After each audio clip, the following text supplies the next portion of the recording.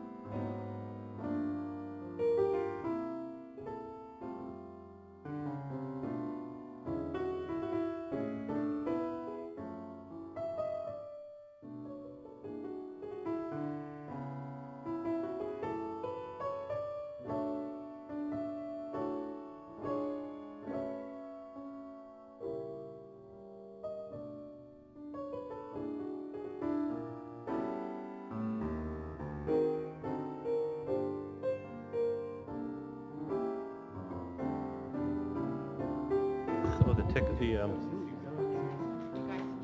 we have the clicker?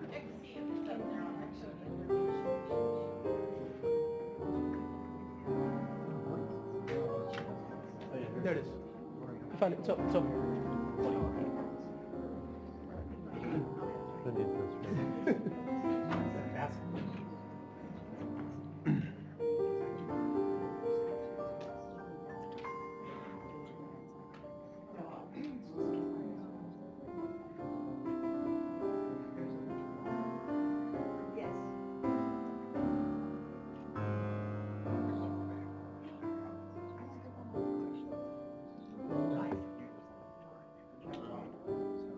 More like parole. It's more closer to parole.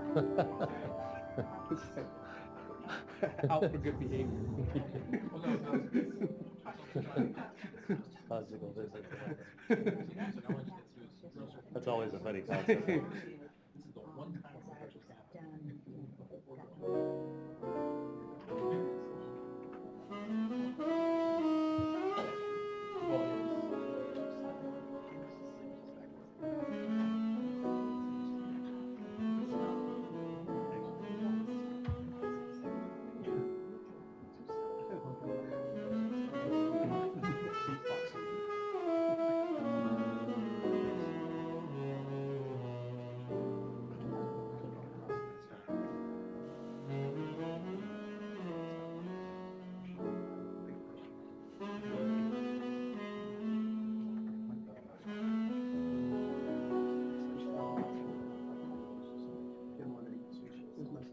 Oh.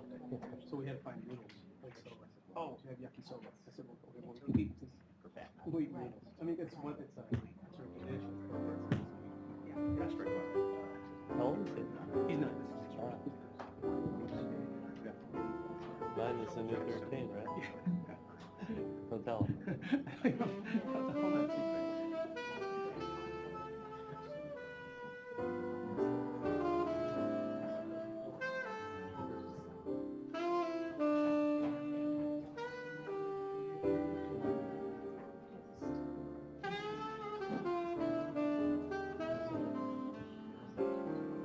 Good morning.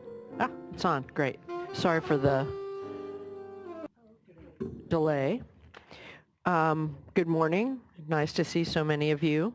I'm Felicia Marcus, Chair of the Board, and today is Wednesday, July 20th, 2016 at 9:04 a.m. There are 3 different time pieces I can go for. I'll go for the one up there, 9:04. They all have a different time.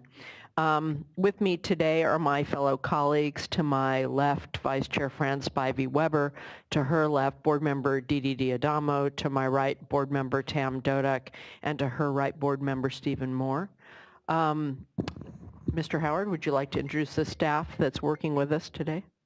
Thank you. To my right, our Chief Deputies John Bishop and Eric Oppenheimer. To my left, Michael Laufer, Chief Counsel, and assisting the board today are Janine Townsend.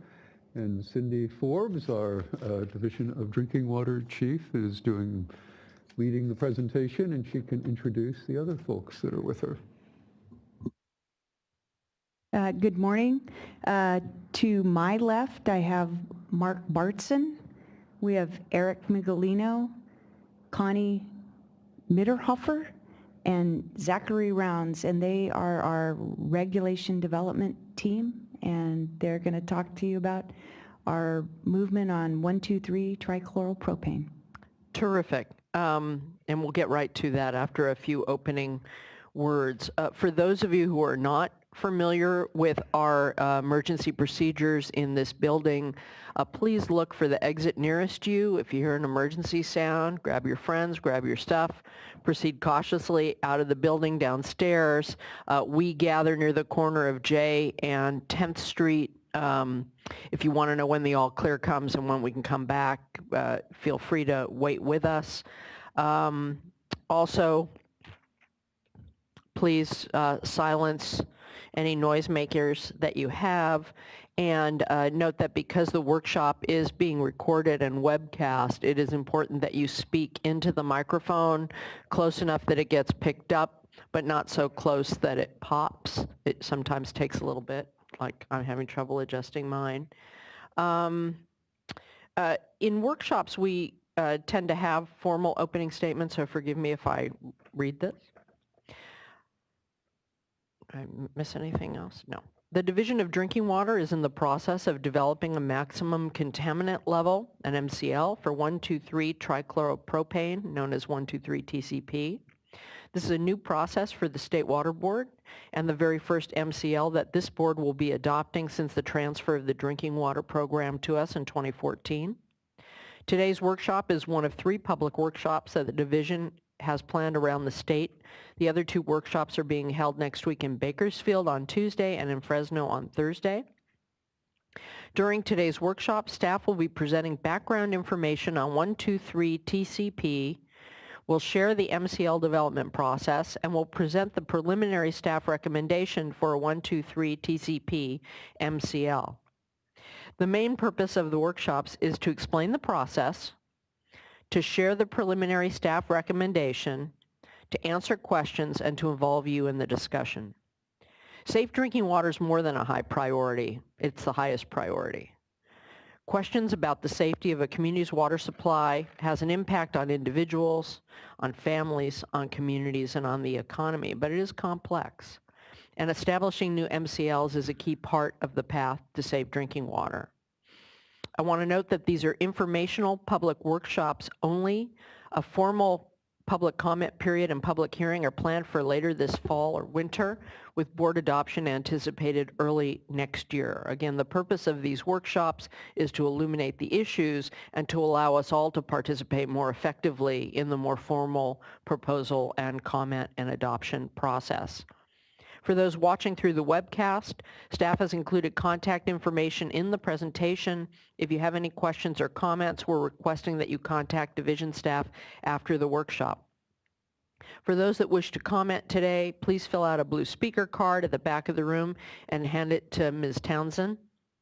I'm now going to turn the presentation, it says turn over to you, Mark, directly, and he's heading up the division's technical operations section, which includes the regulatory development unit. Nice to see you all. Thank you, Board Chair Marcus and board members. My name is Mark Bartson. I head up our regulatory development unit, our technical operations section, which includes the regulatory development unit, I should say. Today you'll have a chance to hear from our team, the team we've put together for this. I will first you'll hear from Connie Mitterhofer, who is our senior engineer heading up this effort. She came over to the Division of Drinking Water at the beginning of this year from the Division of Financial Assistance. She has previous experience with the cleanup and abatement account, working with communities that face groundwater contamination issues, and she is the right person for this work, and they've taken us this far. She has a great team that she's put together. You'll hear about the status of our work, a description of the process, and a timeline to take us to completion. So I'm going to turn it over to Connie and her team for the presentation, and we'll have a chance for a discussion from the public afterwards. Perfect. Thank you. Good morning, Chair Welcome Marcus. to your new role. Thank you. I missed you in the other role, so I'm happy to see you again in this one. Well, thank you. Appreciate that. Good morning, Chair Marcus and members of the board. Just want to introduce some staff in my unit. To my right is Dr. Eric Migalino. He's a research scientist, and Zach Rounds. He is sanitary engineer and the lead engineer on this regulation. So we're here this morning to present information regarding the MCL development process and present the preliminary recommendation to you. So before we get into the staff presentation, I just want to clarify that we're early on in the MCL development process for this constituent, and while we're presenting a preliminary recommendation for an MCL to you this morning, it is only preliminary and subject to change pending comments from the peer review, the public workshops, the official public comment period, and of course board consideration. I also just wanted to reiterate that this is not a formal public comment period. This is an opportunity for stakeholders to ask questions and to share in the discussions, and staff will note the comments that we receive. While we may not have answers to all of the questions, we're here to listen.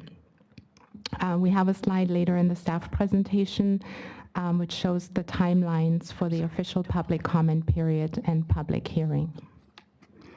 So for today's presentations, should advance my slide, provide an overview and discuss some background information on 1,2,3-trichloropropane or 1,2,3-TCP, describe the MCL development process, and again present the preliminary staff recommendation for an MCL. All right, some background, history and background. 1,2,3-TCP is a man-made chlorinated hydrocarbon, does not naturally occur in the environment. It has been found at industrial and hazardous waste sites as an industrial solvent and cleaning or degreasing agent. It has also been associated with soil fumigants used to kill nematodes. This constituent is not likely to absorb to soil and either leaches into groundwater or evaporates from the soil. It does not readily biodegrade in groundwater. This slide summarizes the previous monitoring that has been conducted for 1,2,3-TCP. There were 2 rounds of monitoring under what we call the UCMR, or the Unregulated Chemical Monitoring Rule. This monitoring was conducted for a specific list of unregulated chemicals, including 1,2,3-TCP. The reason these rules were implemented was to collect data that could provide a basis for future regulatory action like this MCL. The requirement for UCMR monitoring in California became effective in 2001 and required water systems to monitor for a list of 9 chemicals between 2001 and 2003. The important part to note about the California UCMR is that at the time this regulation was adopted, the analytical methods were not capable of achieving today's reporting limit of 5 parts per trillion. And you'll hear me repeat that a few times during today's presentation because it is a very important point. Additionally, smaller water systems with less than 150 service connections were able to request an exemption from monitoring and may have not collected any samples. There was also a federal regulation that required water systems to monitor for unregulated contaminants, and that was called UCMR 3. It was published in May 2012. The list included more contaminants, and monitoring was required during a 12-month period extending through December 2015. All water systems with more than 10,000 people and select water systems serving 10,000 or less were required to monitor for 1,2,3-TCP. Again, important to note, the laboratory detection limit for that monitoring effort was 30 parts per trillion. And even though the requirement for monitoring is no longer in place, some public water systems have continued to voluntarily monitor for this constituent. Here's a summary of our raw data. We have 471 wells with confirmed detections above 5 parts per trillion. Generally, detections have ranged from 5 parts per trillion to more than 10,000 parts per trillion. Again, the current laboratory detection limit is 5 parts per trillion. One last note is that the vast majority of the detections have been in groundwater.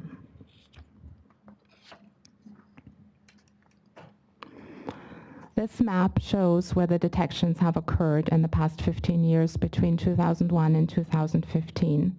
Detections are most prevalent in the Central Valley, especially in Fresno, Tulare, and Kern counties. There are also detections in the Los Angeles area from the Burbank Superfund site.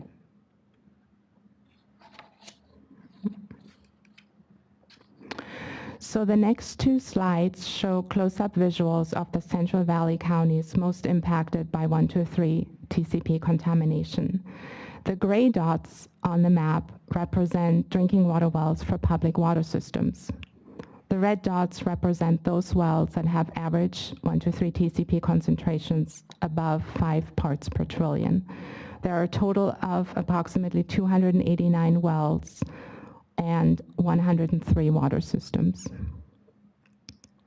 I just want to notice we also have statewide maps on poster boards and handouts in the back of the room for the audience. Oh, great.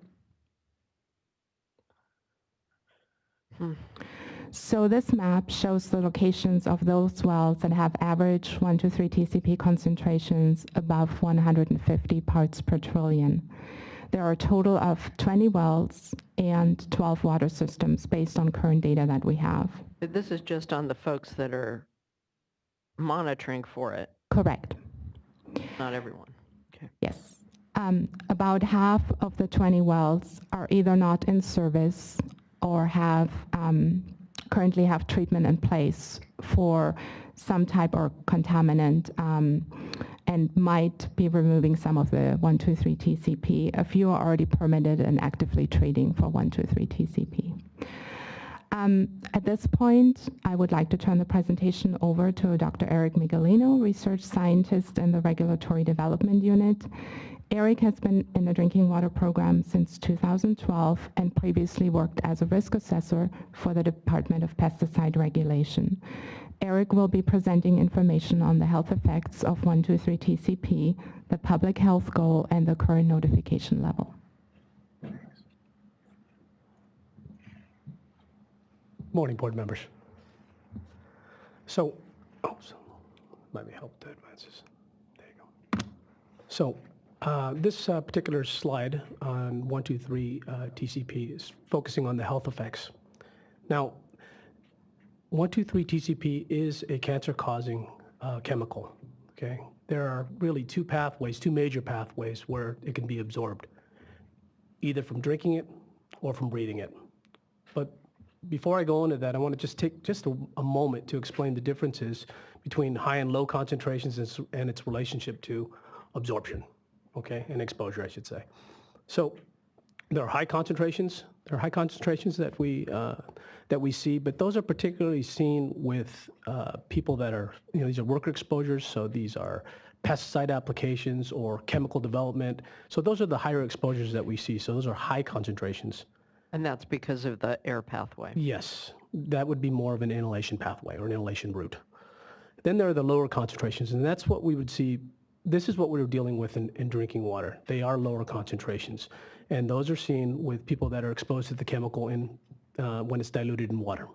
Okay, so in the low concentrations in drinking water, basically, if you are to drink it, then the thing is you would absorb. We would assume that you would absorb all of it. Okay, if you're breathing it if you're breathing it and it basically vaporizes and you're able to inhale it, the PhD says that you would absorb about 50% of it.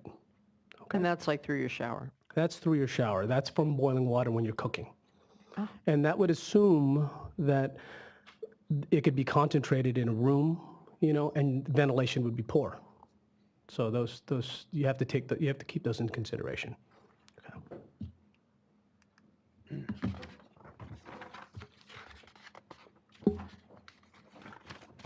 Now, 123 TCP, again, the length of time that, well, it's important to understand that the thing is that the exposures can be either acute or chronic, and that's based on the length of time.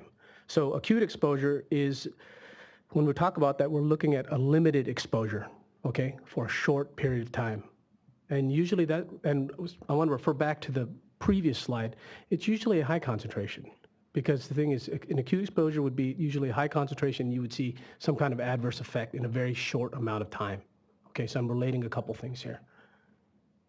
In a chronic exposure, the thing is, you would be expected to receive a continued exposure and probably a lower exposure over a lifetime. Right, but both are bad. Yeah. Okay.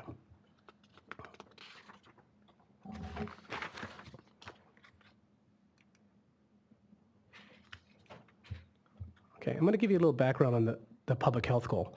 The slide doesn't say everything here, so I'm going to make sure that I'm very clear on this. Okay, a PHG is the level of a contaminant in drinking water that does not pose a significant risk to human health. PHGs are guidance levels established by the Office of Environmental Health, Hazard, and Assessment, WEHA. The California Safe Drinking Water Act requires a WEHA to develop PHGs based exclusively, and I'm going to use the word exclusively, on public health considerations. PHGs established by a WEHA are considered by the State Water Board in setting the maximum contaminant levels. Well, I've been presumably prioritizing what MCLs to consider proposing. Again, ma'am? You would also use it to prioritize which things you would consider proposing. Absolutely. MCLs. Absolutely. So what does the PHG mean?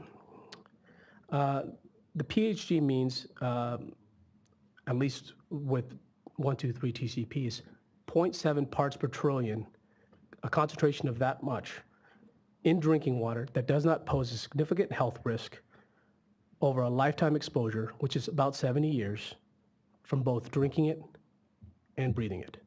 Okay.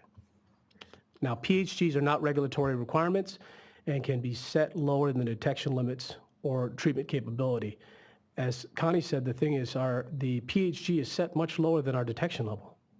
So our detection level is at 5 parts per trillion. The PHG is set at 0.7 parts per trillion, just to be clear.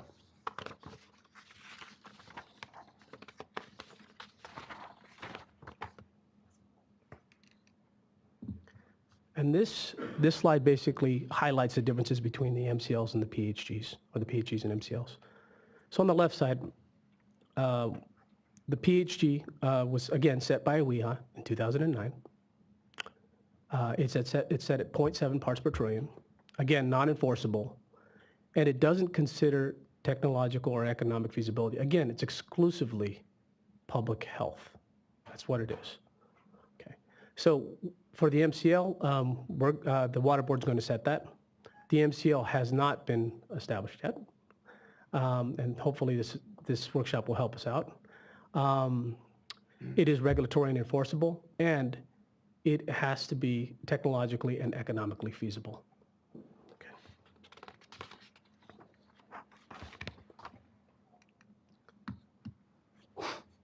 So what we have in place right now is what we call the notification level.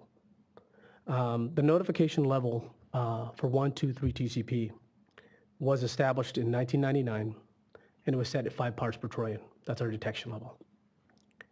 Now, it is a statutory requirement.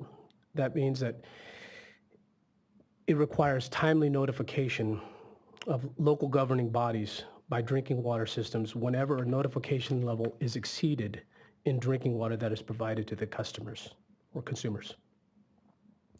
Therefore, if a public water system were to test 123 TCP and the finding is above 5 parts per trillion, they have to inform their local governing bodies. Additionally, the Drinking Water Program recommends informing its customers either directly or through the annual Consumer Confidence Report for detections, again, above 5 parts per trillion. Okay. At this point in time, they are not required to test.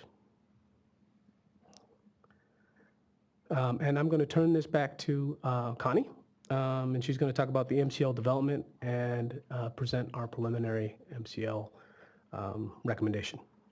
Thank you, Eric.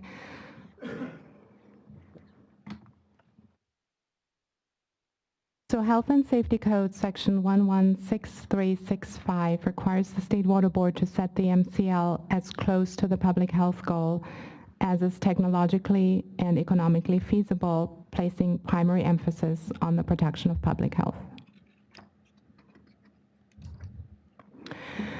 This slide contains a flowchart showing the various steps that the State Water Board is taking to develop an MCL for 123 TCP. You should know that this process is iterative and some of the steps overlap and repeat. So the process starts with data collection, and a summary of our data was presented in previous slides. We use information we have in our databases and compile data on detections, the types of sources, wells, and other details that are relevant to public water systems. For example, the number of service connections, population served, locations of wells, and so on. We have a good data set, but we do have some data gaps, particularly for the smaller water systems. As we discussed previously, not all systems have monitored for 123 TCP, as they were not required to. Next, staff determines how low laboratories can reliably measure or detect 123 TCP. We call this the detection limit for the purposes of reporting, or DLR. For 123 TCP, the DLR is 5 parts per trillion. Other analytical methods may exist that are capable of detecting 123 TCP at a lower limit, but certification for those methods is not widespread in California for that detection limit to be economically and technically feasible. Water systems are required, public water systems are required to have their drinking water samples analyzed by an ELAB certified laboratory. ELAB stands for the Environmental Laboratory Accreditation Program and is housed with the State Water Board. So for the purpose of developing an MCL for 123 TCP, we consider and evaluate cost and health benefits at a range of potential MCL values. For 123 TCP, the minimum evaluated MCL was the DLR, or 5 parts per trillion, and the maximum evaluated MCL was 150 parts per trillion. At the same time, we determine which technology or technologies are affordable and most effective at removing 123 TCP. This is called the best treatment technology, or BAT. For 123 TCP, the best treatment technology, available treatment technologies, expected to be granular activated carbon, or GAC, often called GAC. Granular activated carbon is simple but widely used. It's a proven technology that is relatively inexpensive when compared to some of the other treatment technologies, with no resulting waste stream other than the spent carbon. Granular activated carbon reliably removes 123 TCP to the lowest detectable concentration of 5 parts per trillion. Next, we use all of this information to estimate treatment, operations and maintenance, and monitoring costs. To calculate the monitoring costs, for example, we also contact a number of certified laboratories for the cost of the analysis for 123 TCP, and then we average those results. All of the treatment, O&M, and monitoring costs then get aggregated on combined to determine the total annual cost at each MCL concentration, at each possible MCL concentration. Additional cost metrics are also estimated, for example, the cost per connection or the cost per water system. We also determine what we call health benefits. In other words, we calculate the theoretical number of additional cancer cases that we would be avoiding at each MCL concentration per year, or the number of people protected at each MCL concentration. And then lastly, we take all of this information and evaluate it and come up with a proposed MCL. We will be discussing the technological and economic feasibility determination in a few slides down the road. So at this point, I just wanted to mention some of the additional requirements for the rulemaking process for 123 TCP specifically. We have the external scientific peer review. Health and Safety Code Section 57004 requires all Cal EPA agencies to submit the scientific basis and portion of all proposed policies, plans, and regulations for external scientific peer review.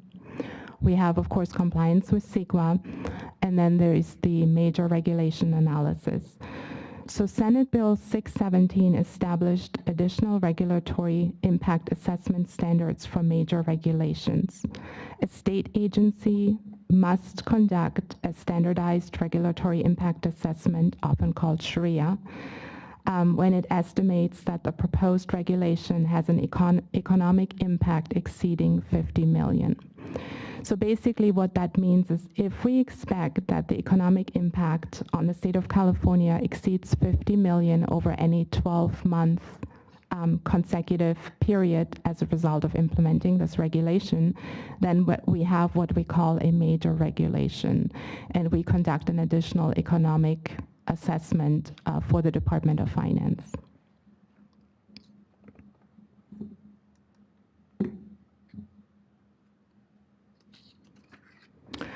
This slide shows the total annualized cost for all impacted public water systems with more than 200 connections at each MCL review point. All treatment, O&M, and routine monitoring costs were combined and annualized. So as you can see, the scale, we have the MCL review points ranging from 5 to 150 parts per trillion, and our costs range from approximately 3.2 million all the way up to 33 million for large water systems. Evaluate. Yeah, we typically do a breakdown for large, and the next slide shows for the smaller systems. So this is a similar summary of total annual cost for the smaller systems with less than 200 connections. And I just want to point out the legend here, or the scale I should say, on the y-axis. It looks very similar to the previous graph, but our costs actually range from 50,000 to approximately 750,000 for the smaller systems.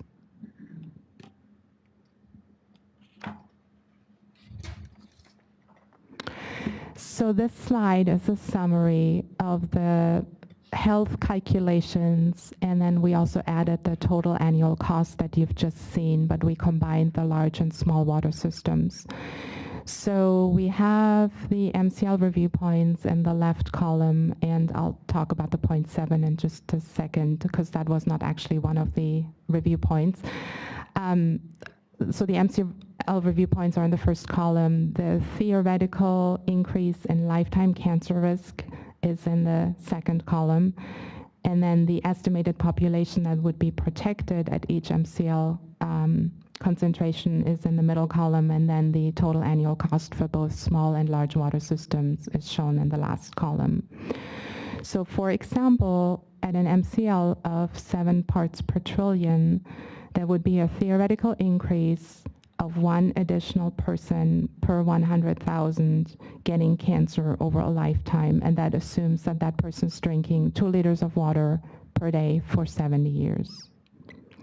The population protected at that MCL would be roughly 750,000, and the total annual cost would be 27 million. So I should note that the PHG was really just included in this table for reference and comparison only. There is really no data below 5 parts per trillion because, again, ELAB certified laboratories cannot reliably detect below 5 parts per trillion, and without the data, we cannot determine the extent of contamination or calculate the cost or really estimate the health benefits. For those reasons, the PHG was not actually considered as an MCL review point. Before we move on, yes. Could you explain a little more how you estimate the population? Is it based on actual pool of people affected by the water systems you've monitored, or is it more of a theoretical calculation? And is it would these numbers be a percent of a larger number? So I'll start by answering that, and then I'll ask Zach to help me out. My understanding is that we do actually take the population that would be associated with those impacted sources, and that's what the calculation is based on. Do you have anything to add? Yeah, the population data comes from our databases that the various public water systems submit on an annual basis with their own population. And we combine that with a number of known active sources in each water system and just break it out that way. Those numbers, given our state population is orders of magnitude higher, I think these numbers need a little more context for people to understand what they mean. Yeah, I mean, presumably the real number's higher because everybody doesn't monitor for it, so it's just a representation of what you know. The real number would be higher, yes, as there are numerous wells that haven't been tested at all. The other thing that we just do an estimate for each water system on how many people are consuming water from that particular well. We don't really have a way of knowing if one well is, in a city of, if there's 2 wells in a city of 1 million people, we don't know if 500,000 people are drinking out of that one well or if 800,000 people are drinking out of the one well. We just average it across. Okay.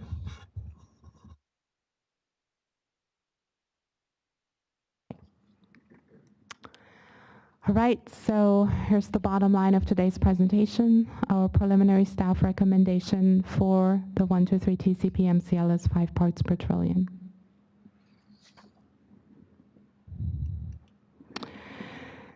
So before I go into what the preliminary staff recommendations based on, I just wanted to reiterate that the Health and Safety Code requires us to set the MCL as close to the PHG as is technologically and economically feasible, placing primary emphasis on public health. Talking about technologically feasible, 5 parts per trillion is as close to the, as feasible, as close to the PHG as feasible and places primary emphasis on the protection of public health. 5 parts per trillion is also the lowest detection limit at which analytical laboratories are currently certified for. The standard treatment for 123 TCP is expected to be granular activated carbon. GAC is proven, reliable, cost-effective treatment technology that is commonly used around the state. We have approximately, or we actually have over 600 wells, or sources, I should say, sources in the state that are currently using GAC for treatment of one contaminant or the other. So does that mean that in the case that some agencies already using granular activated carbon, fairly common, for something else, it's also just taking care of the 123 TCP? So even if you had it in the source water, at least those people are being protected to the level of detection now? Or is there something else you have to do to the granular activated carbon? Well, yes and no. So there are some water systems that are already actively treating and monitoring their effluent for 123 TCP. Carbon is commonly used to address other volatile organic compounds like TCE or PCE or other pesticides that might be in the drinking water supplies.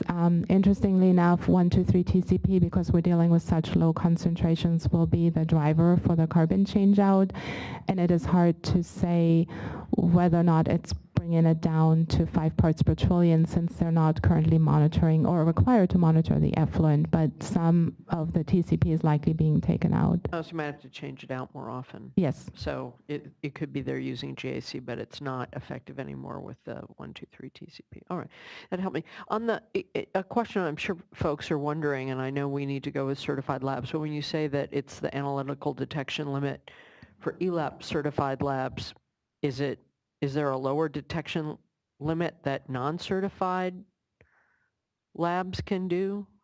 No. Okay, I just don't want people misled, because that's what comes to mind. It's sort of... We are aware that there are some methods out there that can detect lower than 5 parts per trillion, but again, those methods are not widely commercially available, and we require that the samples are collected by ELAB certified labs. We are currently conducting a survey to see if in the future, that could be changed. Right, and that's when we review and revise MCLs as the technology improves both for treatment and for detection. Yes, we have a process in place to periodically review all of our MCLs. Yes.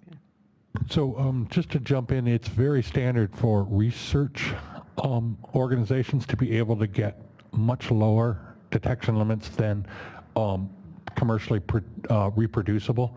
So you might hear that, oh, I have a method that can get down much lower on one of these, but it hasn't gone through the whole process of being repeatable and commercially available. So. Yeah, I'm told by our ELAB folks that 5 parts per trillion is a robust method. It's reliable. It's repeatable. I don't know that we can say that about the other methods at this point. So in follow-up to the chair's question about some systems that are already using GAC, did you account for that in the costs? Were you able to do a survey and then account for the reduction in what otherwise would have been, a more expensive treatment system from the ground up? We did account for those systems that we know are already using GAC for 123 TCP.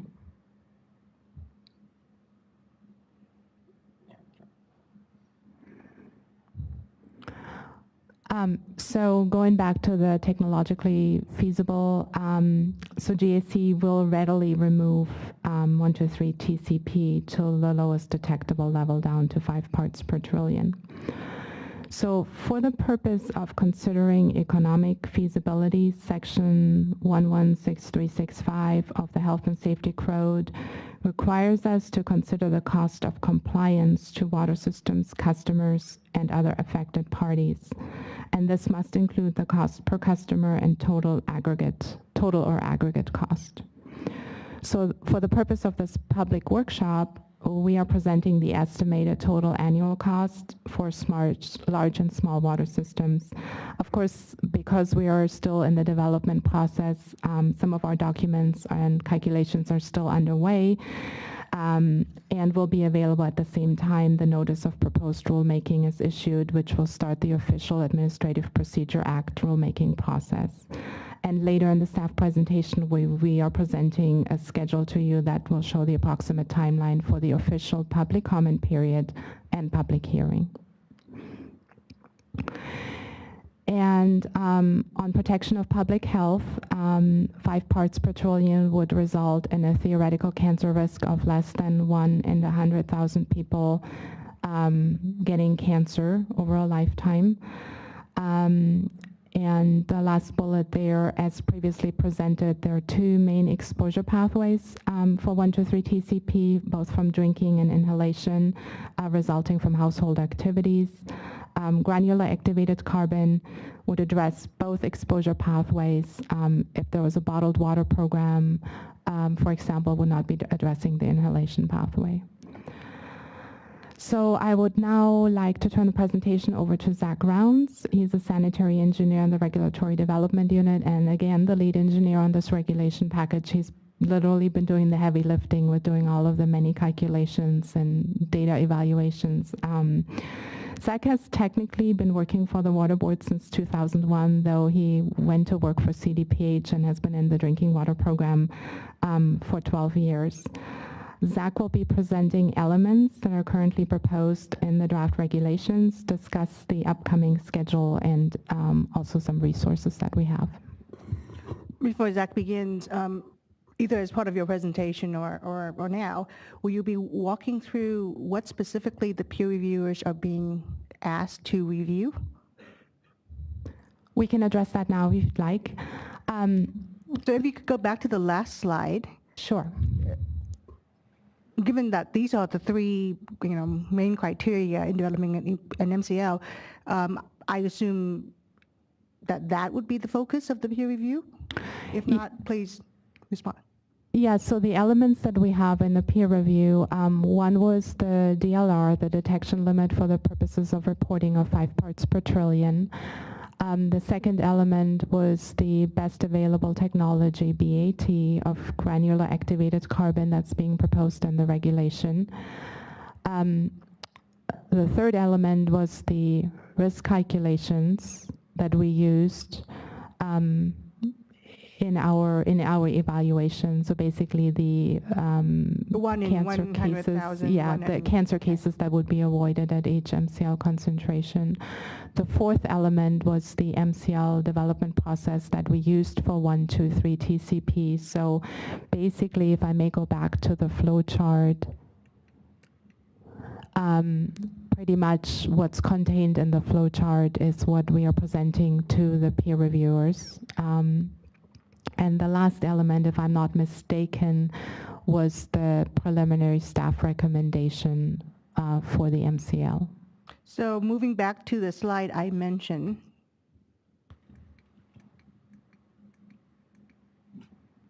they are not being requested to comment on economic feasibility.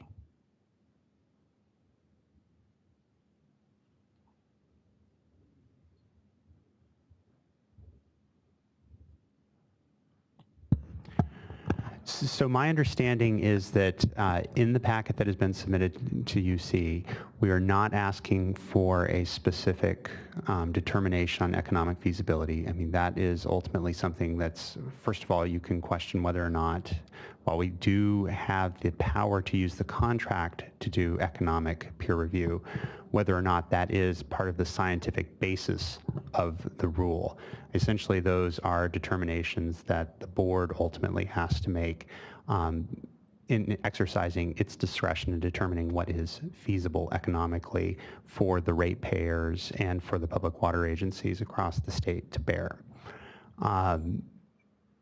Actually, let me clarify. I wasn't thinking that we would ask them to,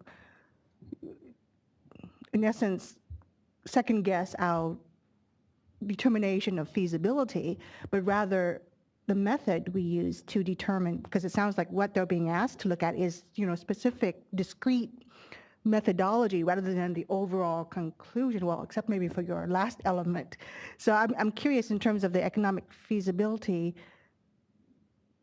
Well, it sounds like the answer is no, that we're not being asked to comment on not necessarily the determination of feasibility, but the tools and the data, the information that went into Correct. And that's consistent with, I think, both the thrust of the Health and Safety Code with its requirements for scientific peer review, that ultimately the final conclusions of the agencies are informed by the statutes, and they're not, except perhaps with the case of setting PHGs, driven purely by science. And so it is important in the peer review process to have sort of the foundational elements that are scientifically based, the scientific portions of the rule reviewed, and the overall scientific methodology. And I think you heard the reference to that flow chart and the final calculation. We're asking that, or the final proposed approach, we're asking if there's a scientifically sound basis for how we got there.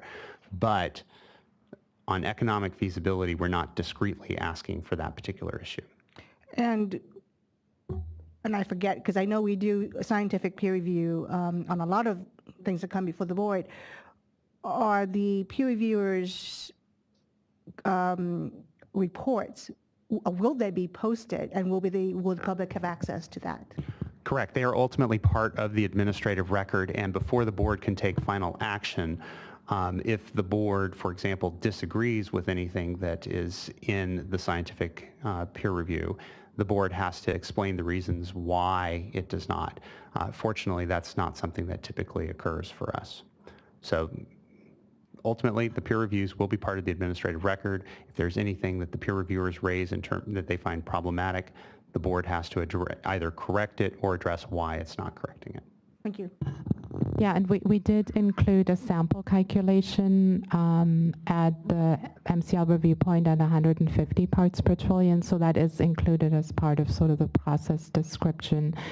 And I think even though it wasn't specifically identified identified, and the peer reviewers are free to comment on any of the overall package, even though something may not specifically be identified in the peer review as an item for review. I'd like to follow up on Board Member Dodek's questions. I'm just comparing this to my former role at the Air Resources Board, and there was a system, it's been a while, but there was a system that was utilized on economic impact and comparing one regulation to another in terms of reductions. So in the air world, it was, tons of reduction and what the cost was. I don't know necessarily that the Air Board peer reviewed on an economic analysis on methodology, but it strikes me that that probably wouldn't be a bad idea, just to get a sense of, are we using the right methodology so that if and when we are questioned, we can have, some other review to point to. And then on the other aspect, and that is comparison, is that something that you plan on doing, comparing this MCL to others in terms of economic cost and benefit? Just to get an idea of, the scale.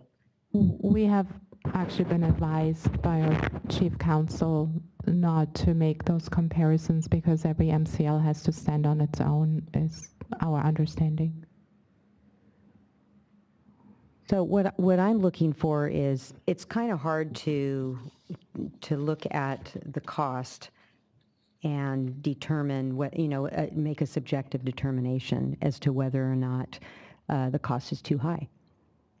Just looking at, the charts by themselves. And so just to get a sense of what normal treatment costs are for other contaminant removal programs. So I think there was a little bit perhaps lost in translation.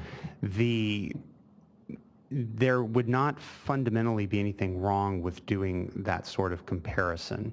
EPA does it in the air context regularly with essentially what's the dollar, putting a dollar on a life, essentially. The point that was made from me was that the fact that the numbers could be different per life does not necessarily mean that there is anything problematic in the underlying MCL. There just could be different assumptions made across the board. There's not when we establish an MCL, this is what dollar value in terms of extra treatment costs, the board is going to put on each extra reduced cancer occurrence.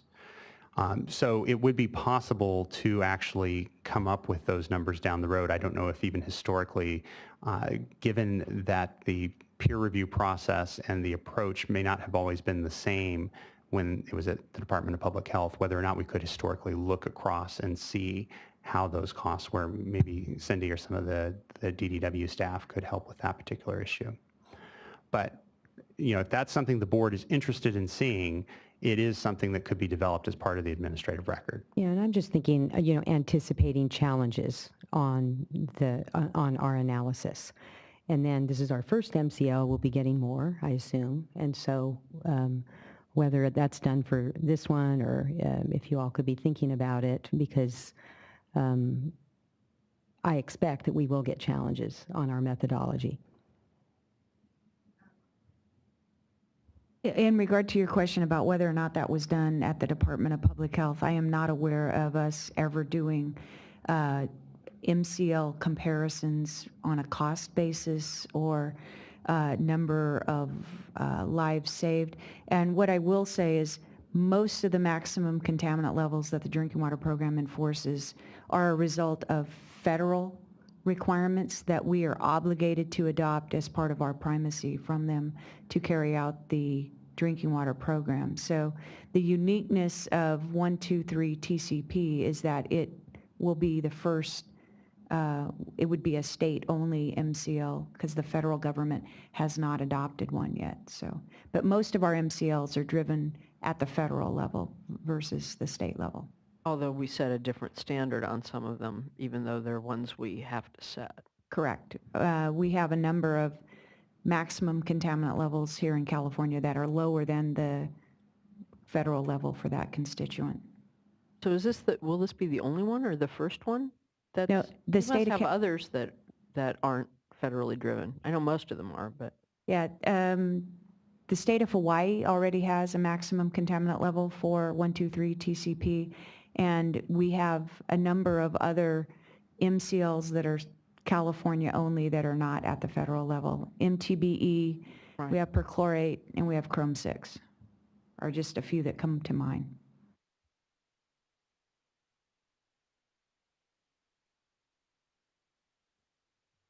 All right, thank you. With regards to the proposed draft regulations, we're expecting that compliance for 123 TCP will follow existing organic chemical regulations. Compliance for the MCL, like with most MCLs for contaminants, is based on a running annual average, which is typically the average of 4 consecutive calendar quarters.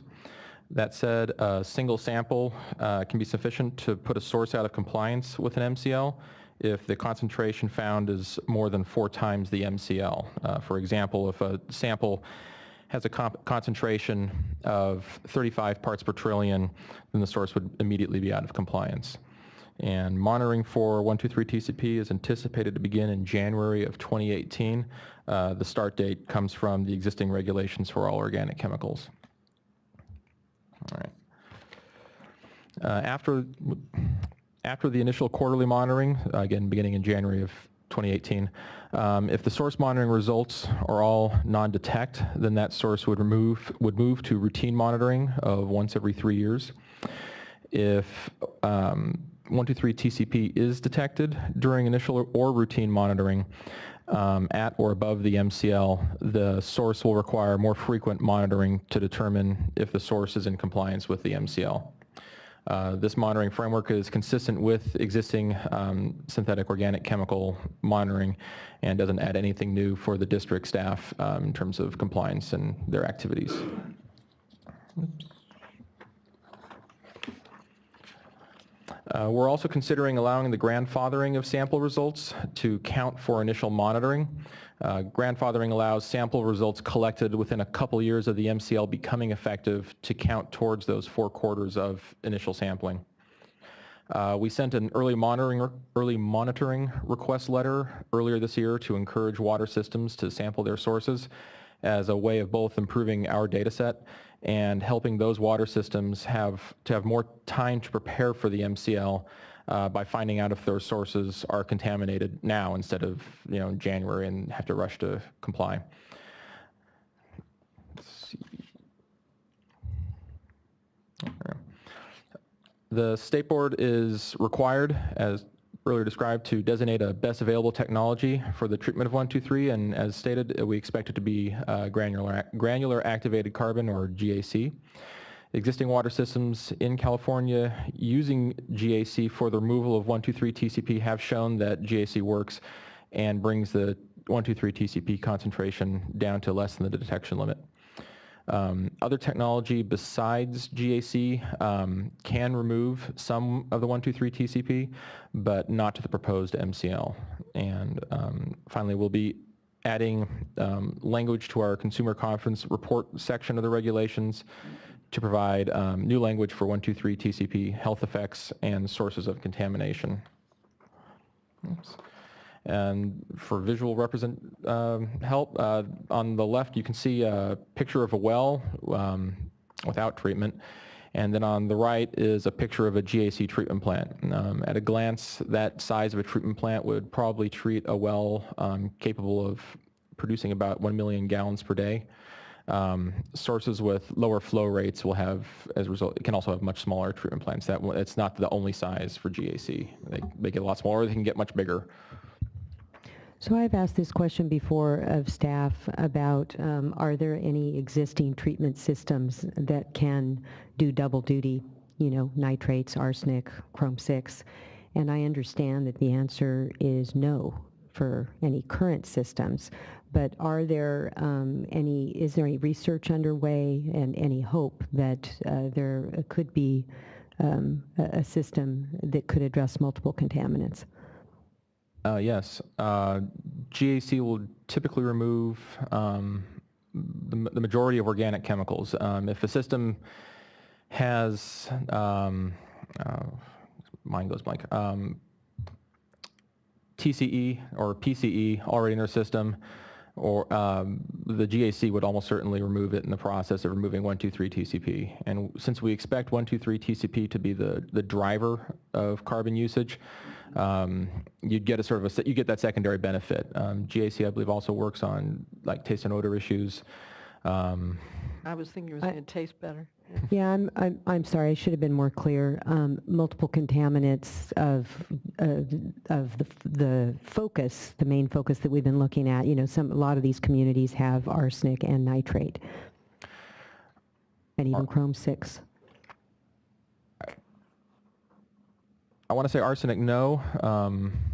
Chrome 6, I don't believe so. Nitrate? No?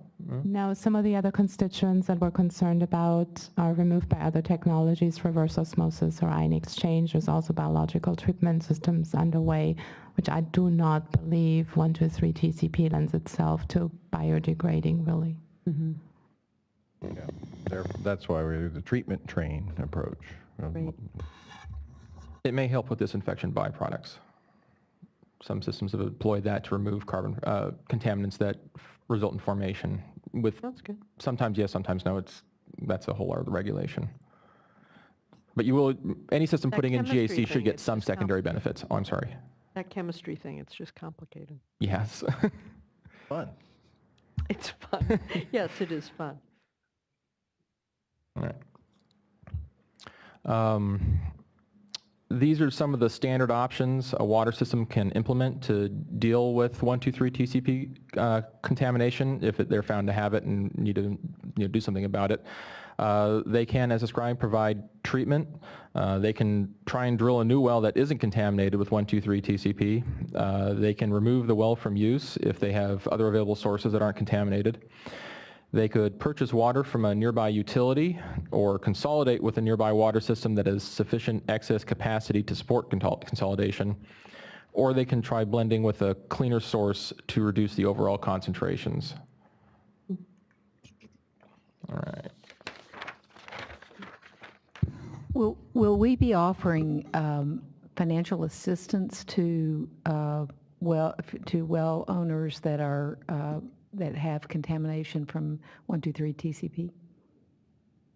Yeah, I'm certain that once this maximum contaminant level is adopted, it would qualify for assistance through the Division of Financial Assistance. And so then the filter of checking to see if there's if consolidation is needed and that sort of thing would occur kind of naturally based on the seeking of funding. Correct. Okay.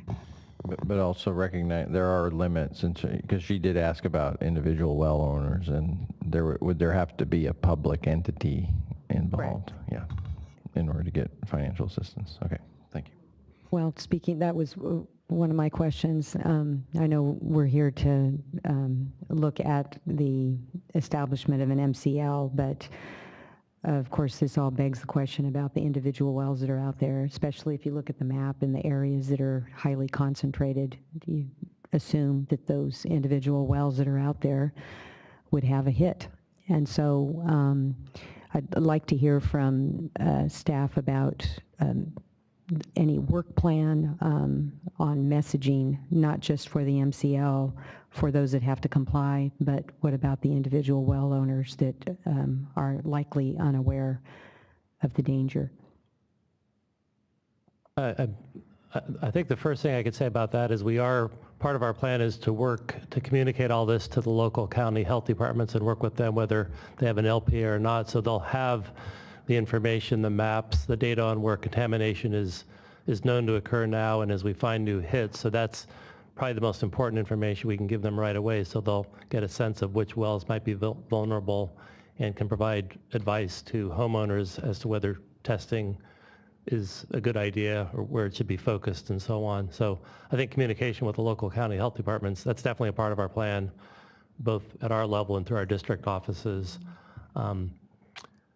And then other stakeholders, our technical assistance providers as well. So I would just say also maybe beyond local public health officials, getting the information to boards of supervisors, because really they should be requiring testing at the time of sale. And I know that we're looking at these issues over at the legislature, but anything that can be done in the meantime to get decision makers to see the benefit of additional testing would be helpful. Exactly.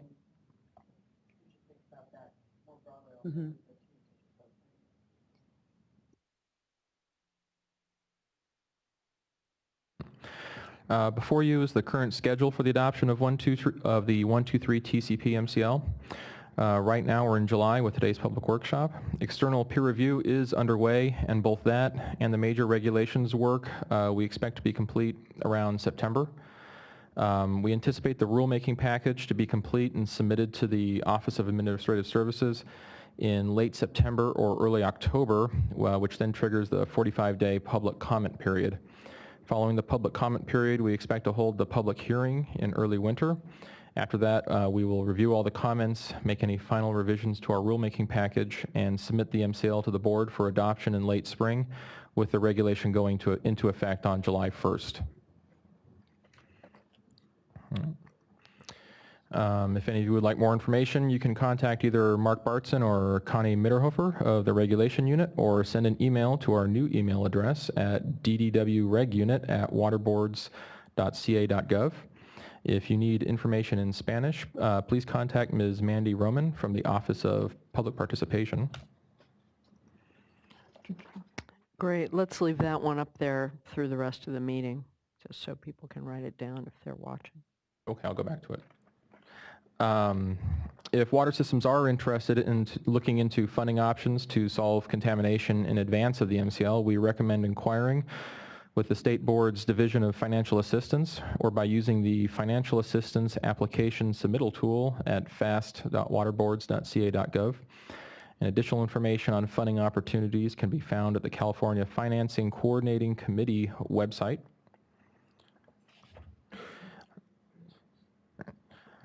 If you'd like more information on 123 TCP, please visit our website, which contains a wealth of information on what 123 TCP is, where we found it in California, and which laboratories are certified to test water down to the proposed detection limit. You can subscribe to our email list to get information automatically sent to you regarding the progress of this regulation and other drinking water subjects using the information on the slide. And lastly, you can find some information regarding your public drinking water system, or any public drinking water system you're interested in, by going to our Drinking Water Watch website. And then we also have some handouts in the back of the room. Oops. For instance, we have a trifold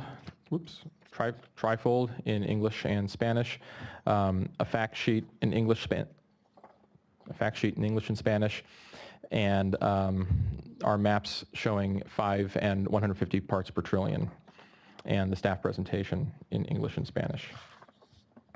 And all of those materials were posted on our website earlier this morning and should be available. That was going to be my question. That's great. So all of these links are available if someone goes to the Safe Drinking Water page from our website. Yeah, they should search for 123 TCP, and that would take them to that first website up there, our program page, and all of the materials were made available at 8:30 this morning. Including this PowerPoint file? Correct. That's great, Good. because all the links are that in has it. all the links. Yeah. Perfect. Yeah. And with that, I'm giving this back to Mark Bartson.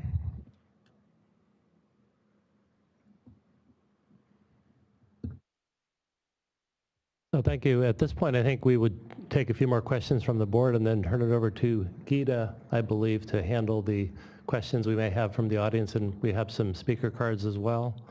So are there any more questions that we could answer from the board at this point? You know, this is just to provide context. You know, you showed the risk of 1 in 100,000 people or 1 in a million population that the MCL could be set at. If you take some other examples of common MCLs like benzene, which is 1 part per billion, I believe,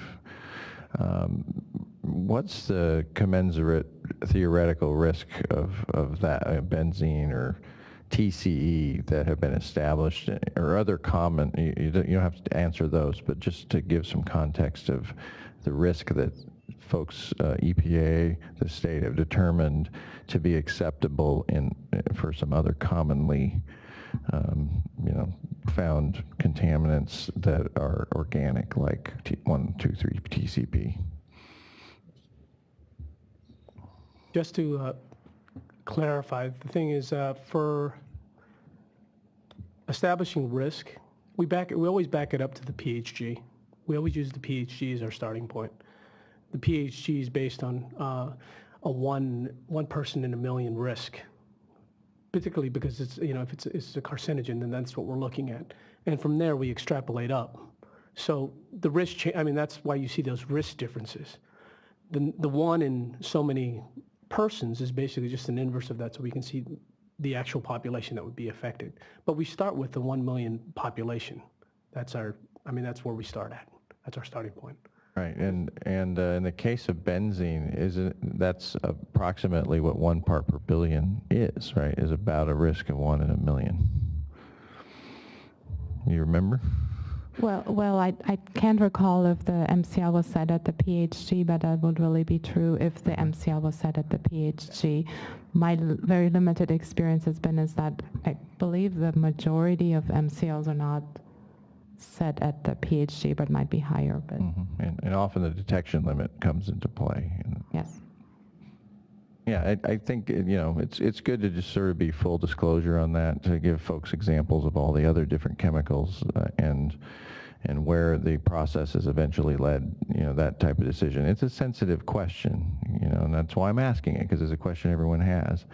And I think it's always helped me in my 25, 30 years in this business, you know, to try to communicate, you know, that risk, what goes into determining that risk, because ultimately it's on our agencies to make a call, and that's a very sensitive subject, but I think the more information, the more examples we have, then it places this decision in the context of a rich history of decision making. Thank you. Any other questions from the board at this time? So I think we can... I'm happy to go to the public comment. Now, Gita, I'm just going to do the public comment, but it's... Oh, I see. Yeah, right. I'm happy to have you do it, but I'm happy to do it. But then this doesn't help for folks over the web, but I know that not everybody, people may have questions, not everybody wants to get up at a microphone. So I'm assuming that when we're done, you all can stay for a while in case there's anyone, because I have more people in the audience than I have speaker cards for. If they just want to ask you a question, can you just stay and have those conversations? At the workshop, I know you'll be able to do that, but I think the goal is to get people to both have their questions answered and to give us their concerns and feedback in advance of the formal public comment or even the proposal.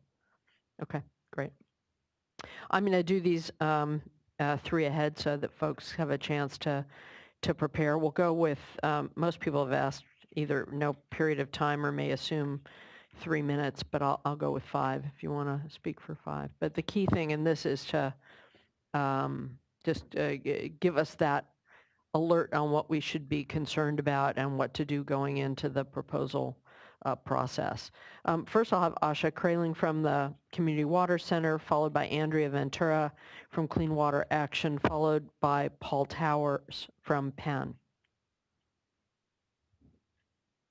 Hello. I was wondering where you were, and then you came in. So, Asha Kraling with Community Water Center, advocating for 123 TCP MCL that is as health protective as possible is one of CWC's top priority campaigns, And we are very pleased that the board has made this a priority. And thank you especially to the staff, especially Connie and Mark, for all your hard work on this so far. We really appreciate the transparency and the inclusiveness of environmental justice voices, as well as the effort to ensure outreach and workshops are being provided in the valley where we know residents are most impacted by 123 TCP. This is a big day for us and all the small rural communities that we work with. The number at which the MCL is ultimately set and ultimately the level at which water systems will have to treat 123 TCP is extremely significant, especially to the communities that have this cancer-causing chemical in their groundwater. We strongly support the preliminary staff recommendation of 5 parts per trillion. That's the lowest level at which it can be detected.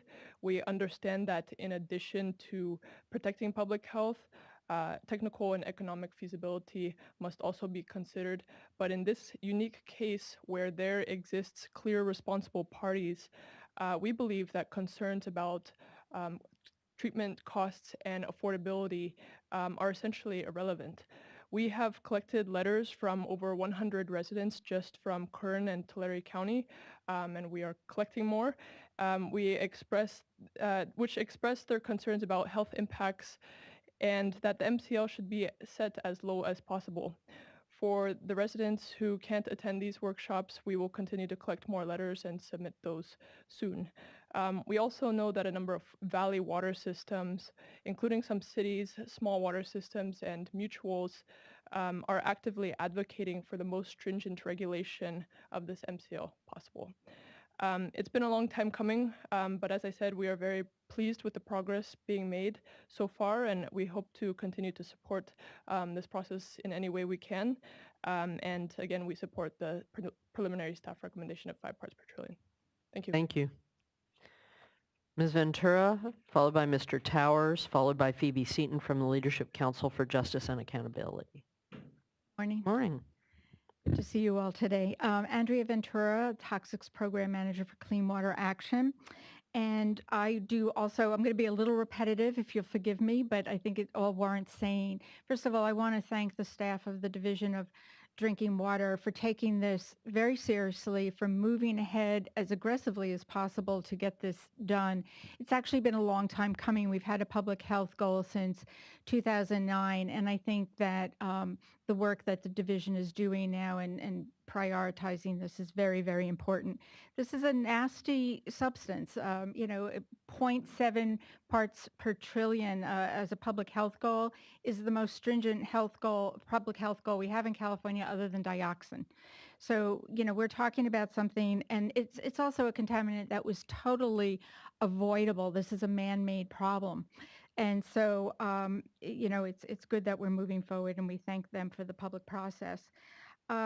We also support the most stringent MCL possible, both because this is a serious health threat, but also for economic reasons. Many of the communities that are affected by this are disadvantaged communities that struggle to meet drinking water standards. There are responsible parties here, and while that may not be something that goes into a peer review as you do an economic analysis, and we understand that, it is a policy issue that the board can consider. And so, the courts have made it very clear that the more stringent we have and more protective of an MCL we have, the more likely we can enforce environmental justice and make sure that the water systems get the aid they need to treat this. I am just, as far as a question, and maybe staff can respond to this later, I'm a little vague on the compliance.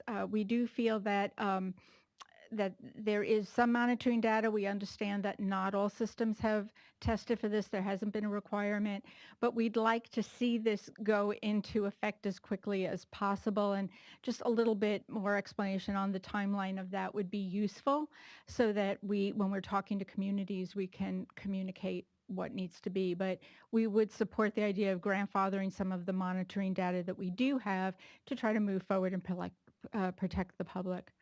Thank you. Thank you. Mr. Towers, followed by Ms. Seaton, followed by Gabrielle First from the Sierra Club. Hello. Great, thanks. My name is Paul Towers. I'm the organizing director and policy advocate for Pesticide Action Network North America.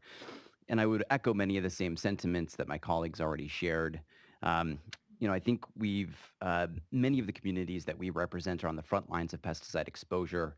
This was a, quote, garbage pesticide, garbage chemical mixed in with telone, a pesticide that is still widely used throughout California communities and poses significant air threats to many of our communities.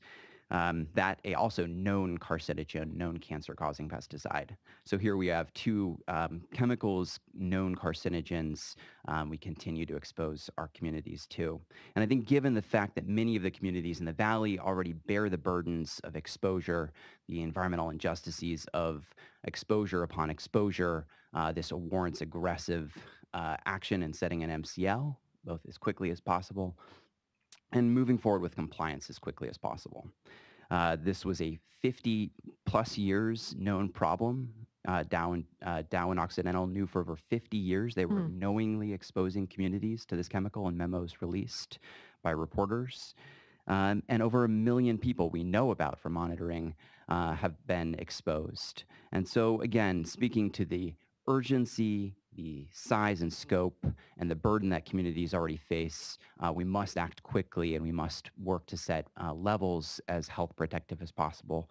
And so as a result, we underscore the sentiments of our colleagues that 5 parts per trillion is the least we can do to protect our communities. So thank you.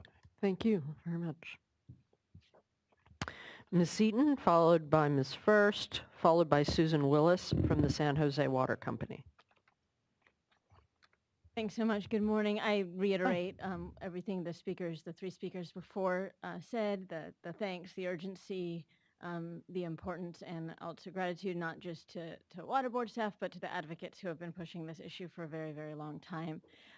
One question that I had that I wasn't clear on was the extent to which an RO system could, if already in place, address TCP, or if it's just an inappropriate treatment mechanism. Thanks. I'll turn to staff to answer. It's a good question following on the earlier discussion.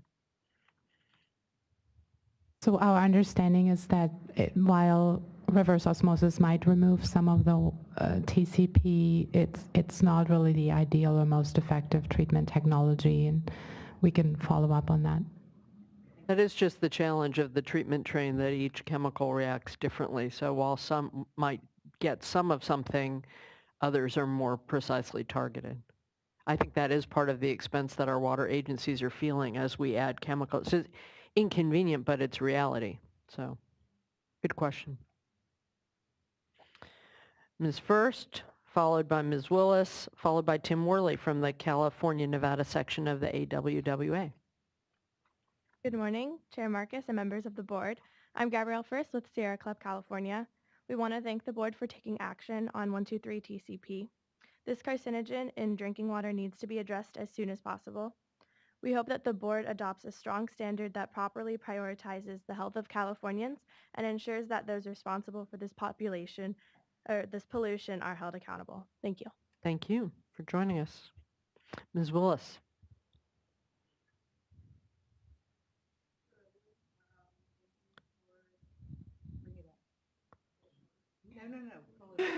Yeah, you can pull it up. You're just taller. Now, you're from San Jose Water, so I'm expecting a French accent.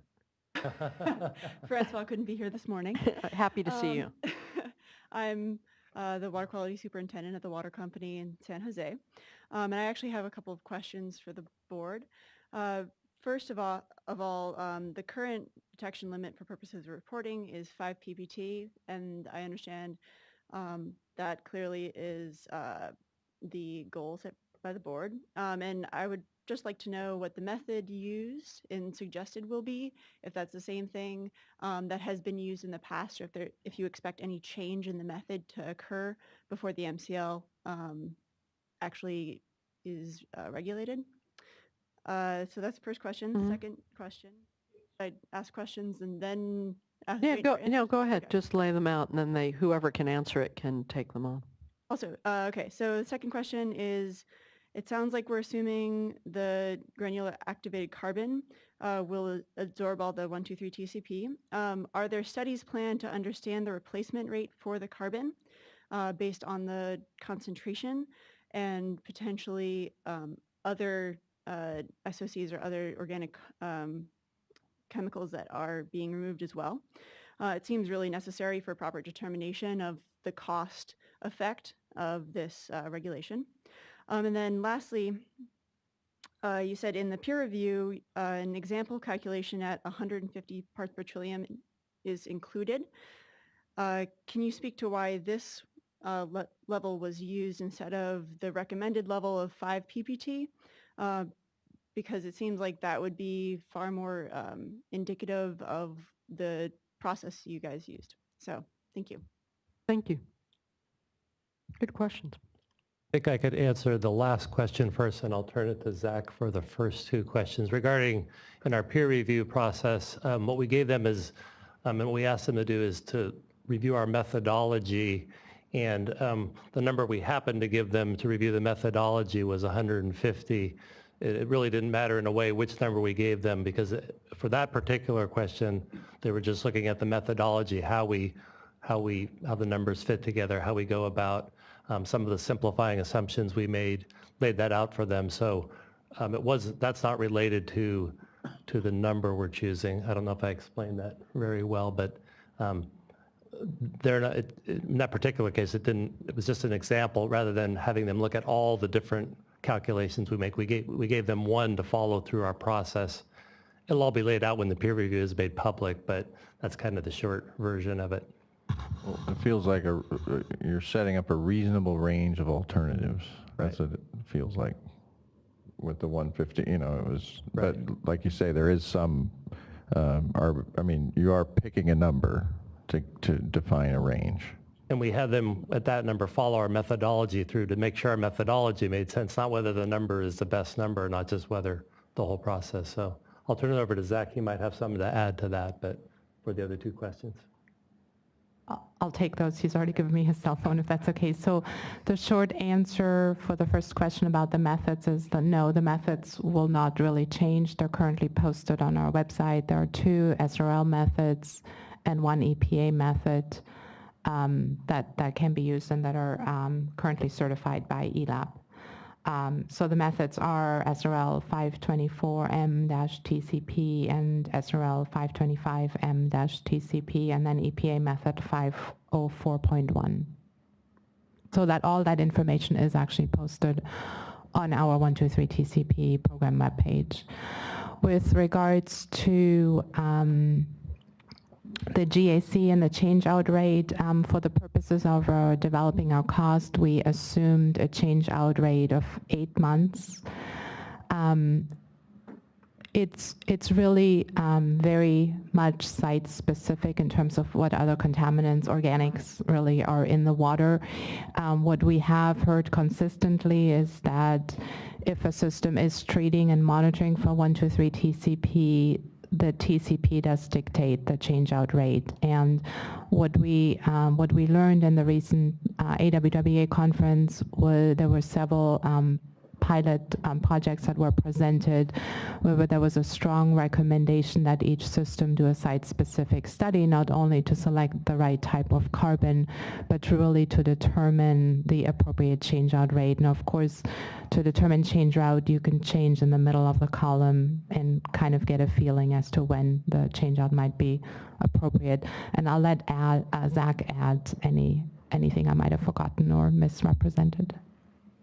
No, that's most of it. And we do account for, to some extent, that initially a lot of the systems that, for instance, do have GAC in place may need to change the GAC out right at the beginning to the new type of like a different type of GAC following a study, which is more effective for 123 TCP. As Connie stated, at the AWWA conference, the severity of difference in how well it performs based on site-specific elements was pretty noticeable in a few presentations. Interesting.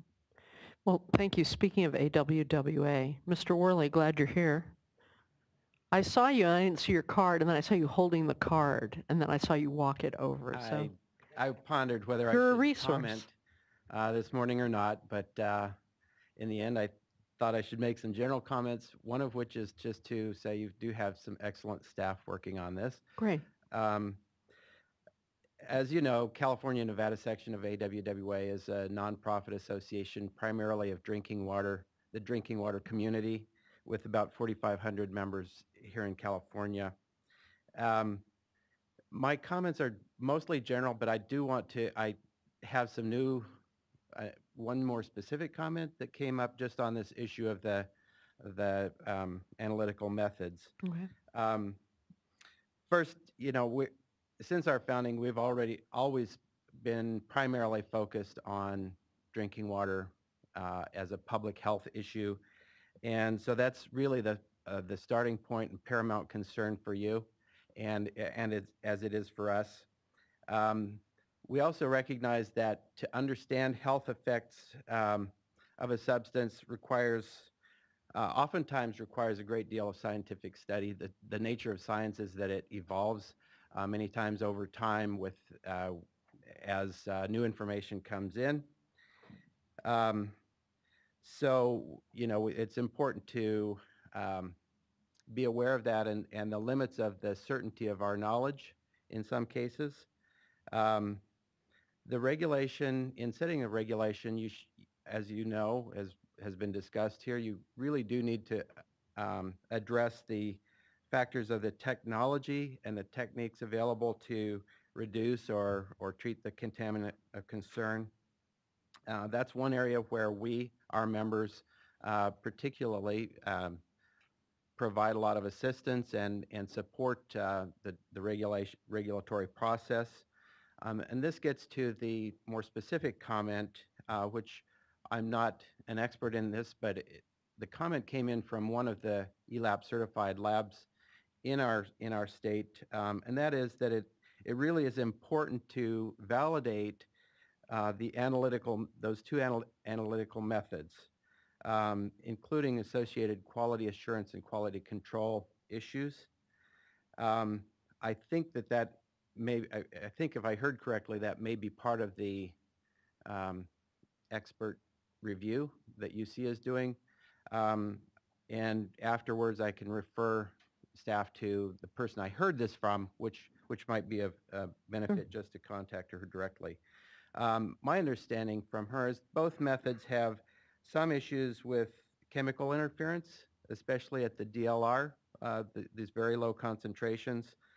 And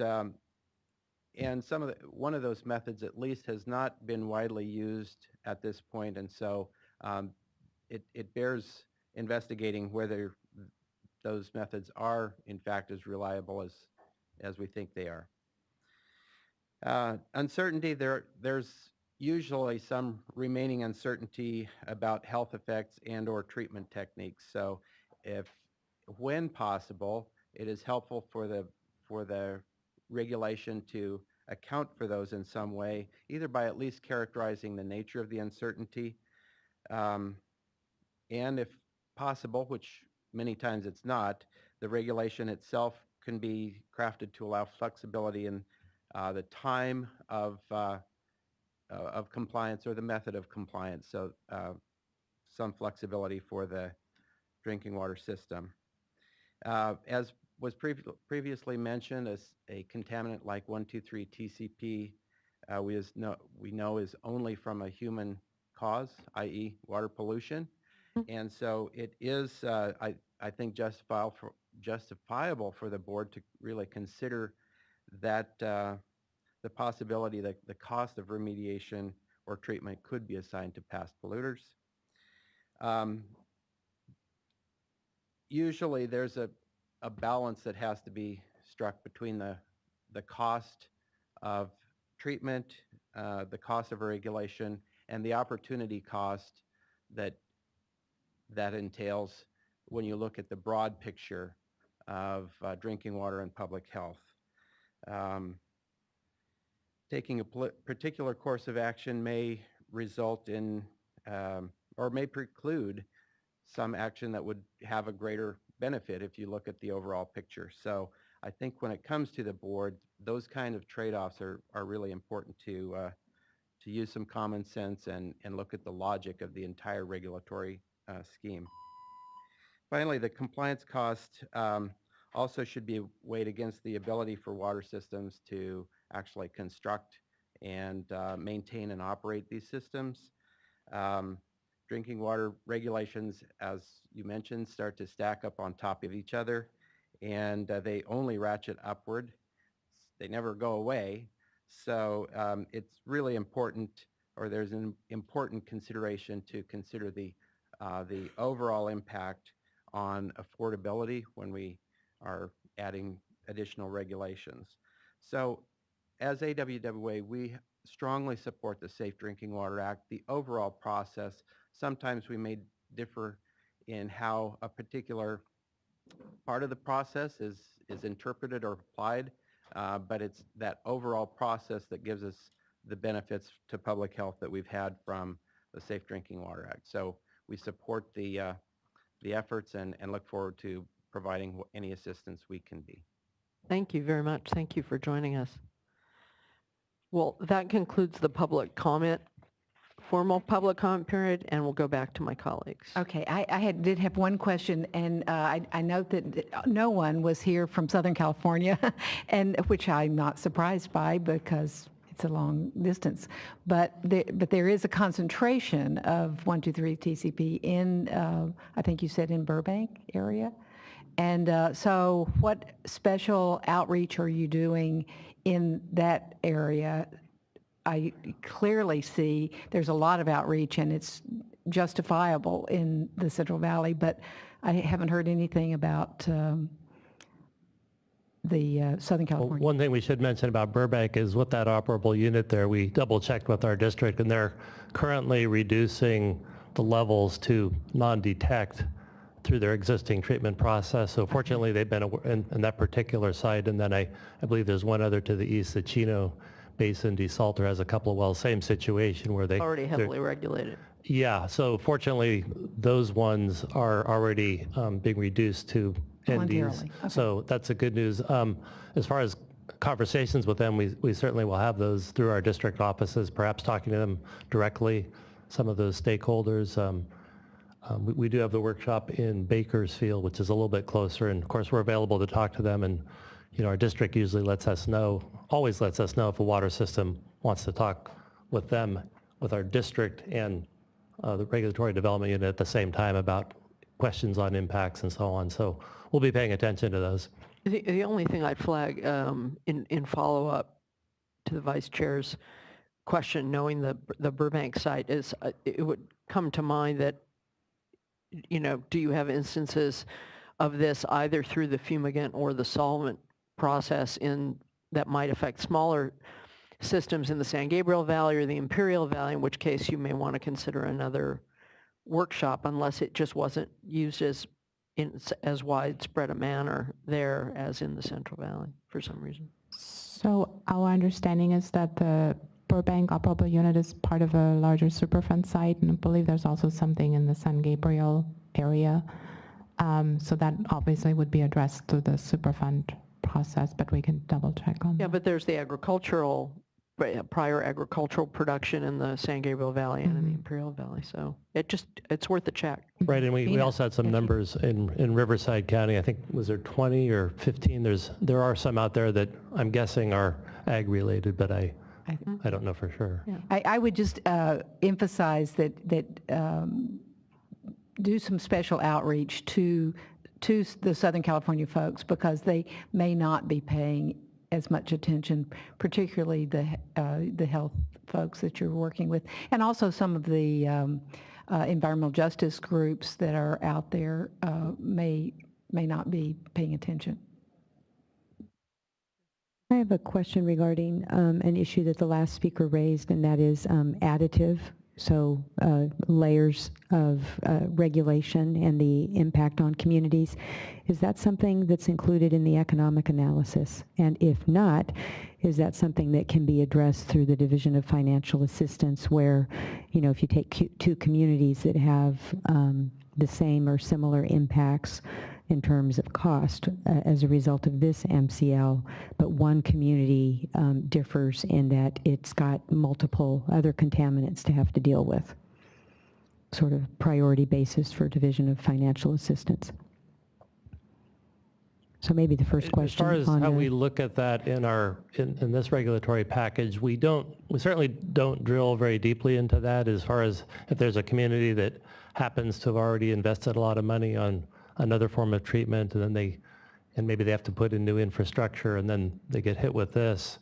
We don't get to that level of detail in this analysis for the overall cost. I'd say that's more in the wheelhouse of our Division of Financial Assistance. When they're looking at funding, they look at a water system more individually. So for the purpose of the analysis to develop the regulation, we certainly don't get into that level of granularity. But I think the idea is one that we could probably talk about some more in terms of just broader impacts and how we implement this. So I don't know if it would be part of the regulatory package necessarily. right, Although we could certainly acknowledge it in the in your narrative, messaging. that sort of thing, like acknowledge that reality that there are cases where affordability is more challenging because of other water system needs and that's the complexity of operation and so on. Okay, thanks. I think that'd be helpful. All right, I have one more speaker card. And I'm sorry, I can't read the name. David, apropos of yesterday. David H., please go ahead, from Trussell. Hi, my name is David Hokinson. I work for Trussell Technologies, a consulting firm. I'm also a member of California, Nevada, AWWA. I am from Southern California, and I've done some work on some of the sites down there where 123 TCP is one of the constituents of interest. With regard to the question that was raised regarding the different treatment technologies and how they might be used in conjunction, what we found so far is there's no magic bullet that can treat all of the different compounds. And the comment was made that GAC can treat 123 TCP in addition to several other contaminants, and that often it was stated that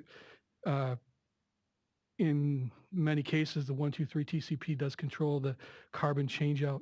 I think there are some other constituents that also may play a role there.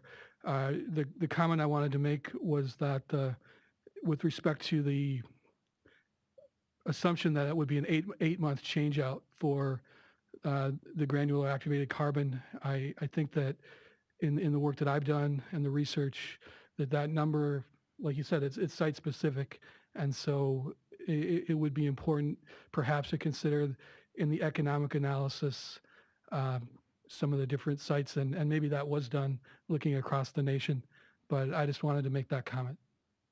What's the current change out in the GAC systems that aren't addressing 123 TCP? Does it depend on what they are addressing? Is there an average? Yeah, I'm just trying to get an idea. If you said question. 8 months, I mean, what's normal? Well, typical change-out period, of course, it depends on the level, the contaminant and the level of the contaminant. I think in our cost model, which is based on an EPA cost model that we've adapted to California, probably turn to Zach for some details on this, but I believe those sorts of things are part of the model to some extent, Zach, on determining the rate of cost change-out and the cost associated with that. For our estimates, we actually just assumed across the board the 8-month change-out process rate. That number was it's a conservative estimate based on feedback we received from the water systems that are currently treating for 123 TCP, like Burbank and I think Oceanside and a few others. Like we have because they're treating for 123 TCP, they are submitting usually annual reports to the various district offices on the performance of the GAC, and from there we can kind of, we just look at their usage rates and kind of get what we think is a pretty solid but conservative estimate on how long it would take. I do want to say back at the AWWA conference, One of the water systems, I think they had 3 separate wells with 123 TCP, and I think their change-out rates on those 3 wells were 2 years, 1 year, and I want to say 2 to 3 months. I mean, their presentation was sort of on the importance of actually trying to identify a good a good carbon for it, in that you could get a very widespread life out of the carbon, depending on which one you happen to pick.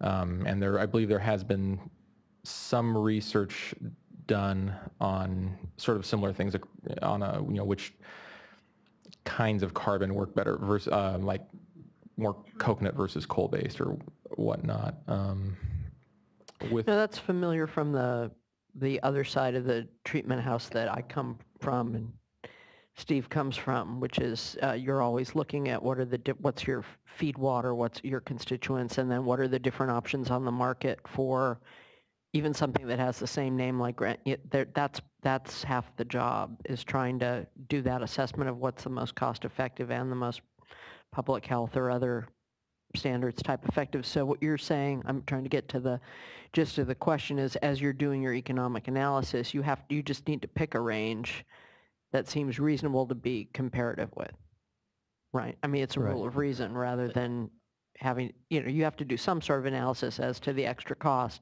so you'll come up with whatever seems to be reasonable. Right, we make these simplifying, usually fairly conservative assumptions to keep our model moving and get this whole process moving. Then meanwhile, probably some of you are aware of this, as we move towards implementation, we have all of our district offices and kind of a separate team that really gets into the implementation issues and maybe is talking to industry in a little different way about the practical issues. We've kicked that off with some meetings we had with water systems and got some feedback, but some of that we turn over to our water treatment committee and our district office people to kind of really run with all those conversations with the industry and then kind of report back to us. And Zach will be involved with that, and Connie, but we kind of leave a lot of that to them while we stay involved. So it's kind of 2 parts to it. What we're doing here then, as we move towards implementation, all these real world issues and that inform the process, back and forth. So. Yes, sir. So thank you very much. This is very illuminating. What's interesting is there's another whole side of the water boards that deals with MCLs, and it's more on the cleanup side. We've talked about the drinking water safety side, and some of the technology is comparable. And you've provided maps about the scale of water wells generally. I think they're drinking water wells. Okay. Mm-hmm. So, but also MCLs form the basis of cleanup levels for contaminated sites and, working with responsible parties to clean up to those levels. Have we a sense of the scale of, at the different cleanup levels maybe, or just on what additional work lies before us that's not being done now? Because I think of my regional board colleagues in the site cleanup divisions that work with DTSC in some cases. So there's this whole other dimension of work that may be triggered by a new MCL. And is that being looked at in terms of the economic analysis, or can we maybe articulate that as we go through this process about what additional cleanup sites, and what kind of workload we may be looking at? It's okay if you don't know the answer right now. We did not include that in the analysis for this MCL. Having worked in site cleanup in my prior career, also in consulting for many years, I know that that's an issue. I don't know if some of the federal sites that we typically deal with in the site cleanup program would have monitored for a constituent for which there is no federal MCL at this time.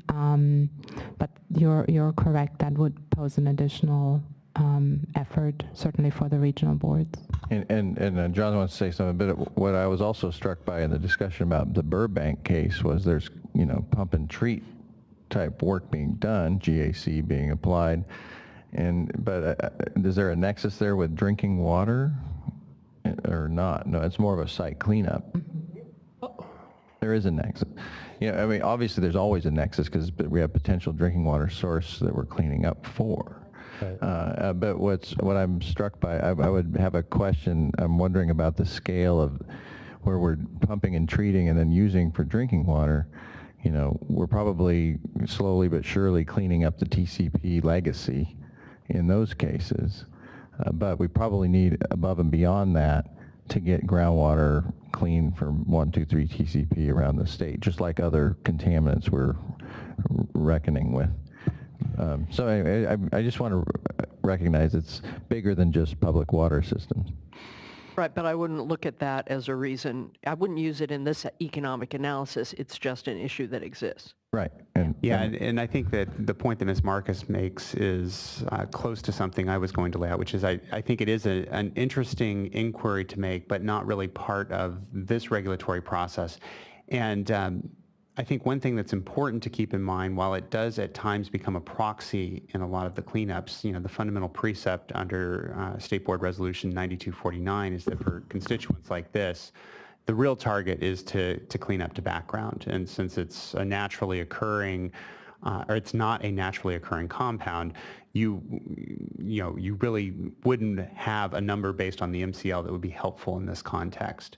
So it is an interesting idea. I think it's probably something worth discussing, but it would not be part of the regulatory package. Yeah, very good. And but I think it will move the needle, quote unquote, potentially at some sites where other contaminants aren't driving the cleanup. Certainly, and I think what it will do. So I'm seeing benefits. There definitely will be benefits. It will definitely accelerate some of the cleanup activities that would be underway, but I'd be hesitant to look at it as the cost driver, if that's a way of framing it. No, I appreciate that discussion. I just wanted to remind folks this is a tool in the toolbox for other shared goals that we have. All right then. Thank you very much. This will close out the formal workshop. Hopefully you can stay around at the back or out in the hallways with anyone who has questions who wasn't comfortable at the microphone, and then we'll just move on with our agenda. I know we have a closed session, but we also have, I believe we also have board member reports and the executive director's report. So who would like to begin? Tam and I will have very few of these, and Dee Dee, very few of these, starting next week, because you know where we'll be. So, Steve, Fran, Dee Dee, any?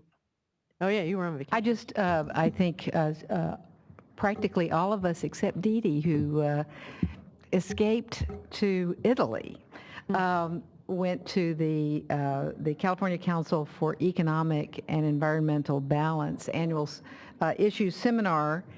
I attended, as did Tam, on the session on the two resolutions that we have, one for the tribal and subsistence fisheries, which is the one I spoke on, and I assume Tam will speak to the other one, and establishing beneficial uses, new beneficial uses. So it was interesting. We got some questions, and I think mostly it was a good opportunity for all of us to talk with SEEB members who are sometimes here, but often are not, and so it gives them an opportunity to find out what is going on. I also attended the Climate Action Team meeting earlier this week, and there's a tremendous amount of work going on internationally, with California as a major player in this international activity. Some of it is Israel and your trip to Israel, and but that was just one of maybe 6 or 7 trips that people from the administration have made to China and to Mexico and to Canada and different places. So I just wanted to let people know that a lot is going on beyond what we deal with every day, and in fact, it dominated the Climate Action Team meeting.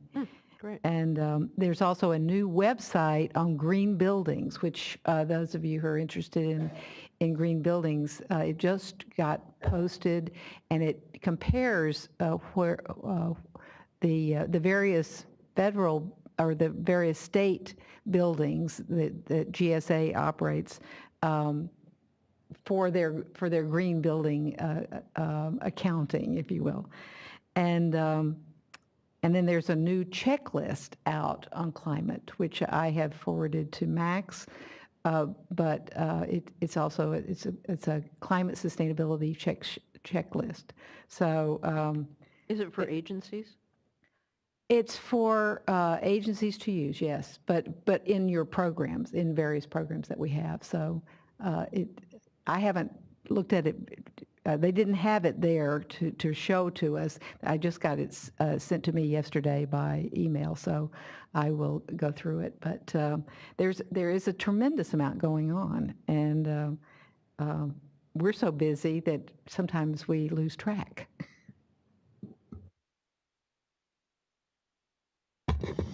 Yeah, not a lot to add. I participated in SEEB in the wetlands or procedures for dredge and fill, which coincidentally we heard yesterday, and it was a useful discussion. But I mean, just emphasizing that we have a 401 program. It's a core program of our agency, and this is just something we're working on to clarify that core program. So the clarifications continue. Not much else to report on. Busy weeks ahead, but that's about it. Great.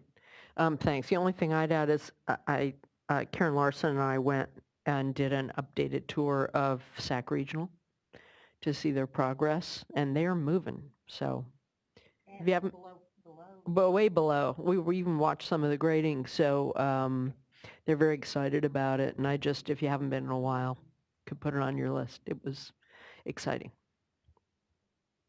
So with that, Executive Director's report. Mr. Howard, anything you want to highlight in particular? Yeah, I'd like to report that the Executive Director is leaving on a well-deserved vacation next week. Won't be here for a few weeks. But other than that... So who's in charge? These guys to my right will be in charge. They'll have different ones delegated in different weeks. And that was all. The Executive Director's report is included in the package.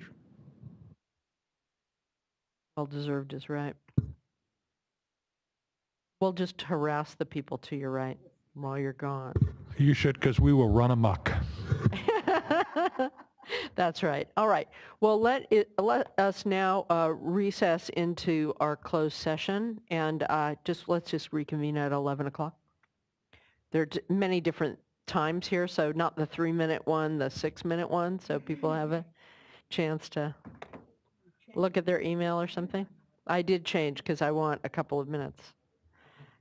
Thanks.